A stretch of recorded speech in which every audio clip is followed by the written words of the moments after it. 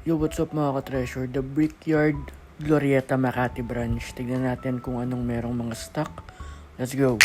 Para sa ating another episode ng Toy Hunt, kuya, meron ba kayong ganto? Ito yung mga stocks nila dito ng Tamiya. So, samot-sari yung mga model kits na meron dito sa Glorieta branch. From their basic kits around 500. From their premiums na around 1,000 plus. So, yun yung mga sample ng mga available toy kits nila ngayon dito. Marami silang bagong stocks and ito ay dated around October. So, ito ay for this current month lang. So, ayan yung mga available stocks. Tignan nyo na lang muna.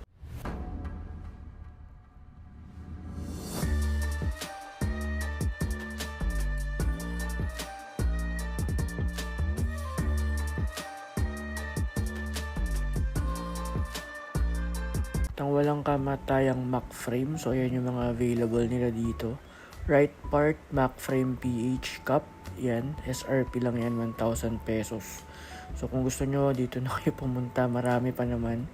And kesa bumili kayo sa resellers, medyo mahal yung patong, kadalasan kalahati or doble yung price.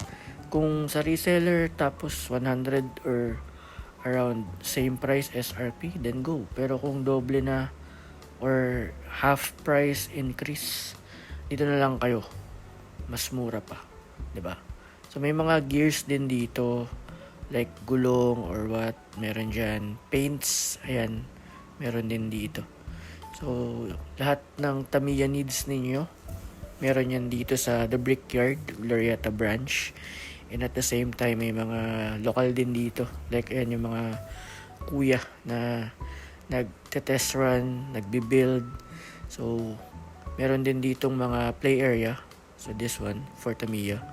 So, pwede nyong patakbuhin dyan yung mga Tamiya ninyo. Free yan. So, open for everyone. So, may mga nagte-test din dyan na pwede mong kalaruin kung gusto nila, di ba? So, ayan.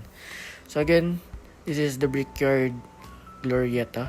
So, punta na lang kayo to check your Tamiya needs. Na-share ko lang. Peace.